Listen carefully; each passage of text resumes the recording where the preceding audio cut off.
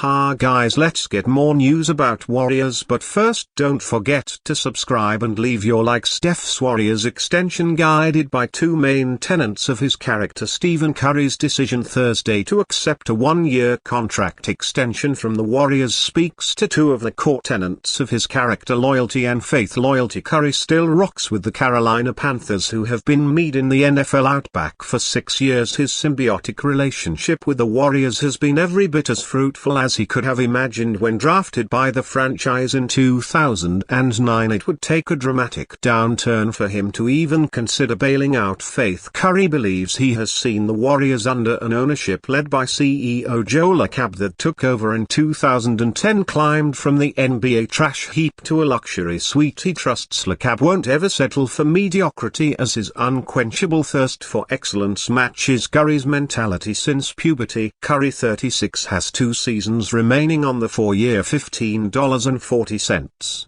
million contract he signed in 3 years ago. The extension, worth the maximum $62.6 million, keeps him in the payroll through the 2026-27 season and lines up with that of longtime teammate Draymond Green, who has a $26.67 million player option for the 2026-27. The extension was an expected development, something both sides accomplished without the slightest drama. Curry's decision to extend attests to his desire to retire with the Warriors. He'll be 39 when this contract reaches its end. He will have played 18 seasons. He will have played in at least 6 NBA Finals and won at least 4 championships. He will have affirmed his status as #1 among the many legends that have graced the Bay Area sports landscape. Curry is coming off a season during which he averaged 26.4 points per game on 45.0% shooting from the field, including 40.8% from deep and 92.3%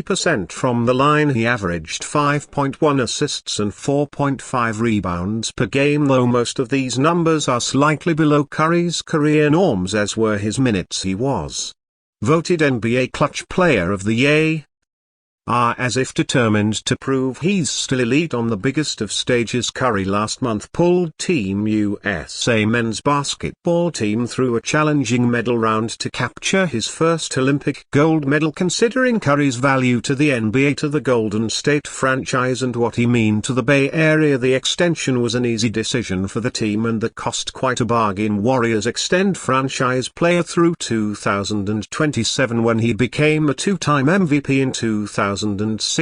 Steph Curry was the 61st highest paid player in the NBA. He's making up for the shortfall on the back end of his career. Coming off his first Olympic gold medal, Curry extended his deal with the Golden State Warriors Thursday. The new extension runs through the 2026-27 season, adding an extra year at $62.6 million. That's the most he can add in terms of both years and money, as the NBA's over 38 rule prevents players from signing a deal lasting more than 3 years if they'll turn 38 during that contract. Curry will turn 39 March 14, 2027, so he and the Warriors are committing to each other as long as legally possible. He's already 36, but the Olympic triumph was led by older NBA stars like Curry and Kevin Durant, who turns 36 in September. 39-year-old LeBron James was the Olympic basketball MVP, as the salary cap is projected to rise to over $170 million thanks to the league's lucrative new broadcast rights deal. Curry's deal reflects the state of NBA salaries, which are poised to climb much higher, plus he's certainly worth the money from a business standpoint. Curry has the NBA's top-selling jersey last season. Game 4 of the Warriors series with the Kings drew the best TV rating for a first-round series in 21 years. Then Game 7 drew 30% more viewers than that. Curry is now poised to surpass $500 million in career earnings from his NBA salary, a milestone he'll be third in NBA history to reach after LeBron James passes the $500 million mark next season and Kevin Durant follows him in 2025-26. The deal doesn't necessarily mean Curry will be done after 3 more seasons.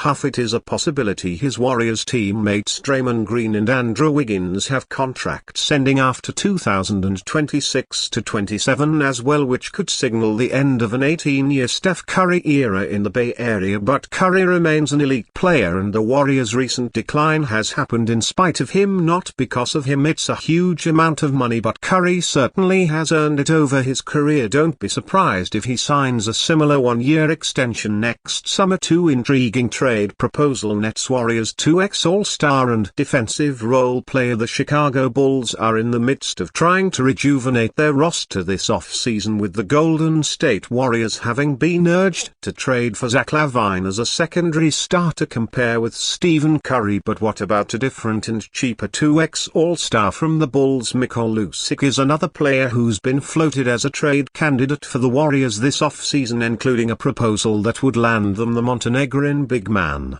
along with Torrey Craig and Javon Carter in exchange for Andrew Wiggins and Tracy Jackson-Davis. It's difficult to see Golden State giving up Wiggins in a deal for Vucevic, let alone adding a young piece like Jackson-Davis, who's on a very team-friendly contract over the next 3 seasons. However, there's still room to explore a Vic to Warriors trade, as Brett Siegel of Clutch Points did during an article published on Tuesday. Siegel's proposed deal would see Golden State give up Kevin Looney, Gary Payton II and Moses Moody for Vic and Craig, which is immediately a far more palatable trade given they give up 3 bench players instead of arguably 2 starters in Wiggins and Jackson-Davis. It may be a better deal for the Bulls too, who don't have to take on the remaining 3 years of Wiggins' contract, while Moody may have more upside than Jackson-Davis as a former lottery pick who's still just 22 years old. It makes sense for the Warriors to sacrifice some of their depth for a player like Vucevic, who brings a different element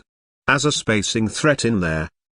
Front court. The 33-year-old is no longer the all-star caliber player he once was, but he still averaged 18.0 points, 10.5 rebounds and 3.3 assists with the Bulls last season. VCIC's major defensive concerns could perhaps be better hidden playing alongside Draymond Green, while his shooting may open up more opportunities for Jonathan Kuminga to play at the 3. Craig could also be a valuable addition as a bigger version of Payton, having also shot in excess of 39% from 3 range in each of the past 2 seasons. The 33-year-old also has reasonable postseason experience during his time in Denver and Phoenix, something Buick doesn't particularly have after just 16 playoff games in his 13-year career. The biggest issue may come from a financial standpoint, with Vic still slated to make $41.5 million over the next 2 seasons. Given the 3 outgoing players are all on expiring contracts, Golden State would be adding over $20 million